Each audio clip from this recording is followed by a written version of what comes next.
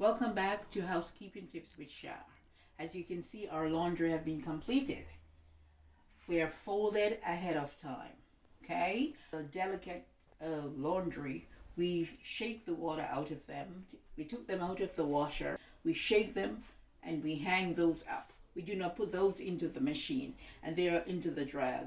There's certain material we do not put in the dryer. Okay? We don't put jeans in the dryer. It will shrink the jeans. So therefore we hang that up as well. Okay? And a lot of little things, small things, especially female things, you do not put in the dryer. We end up put those away, hang them somewhere, either in the washroom or outside, wherever, depends on where you live. We do not put those in the dryer. Okay? I hope you find this video interesting and helpful.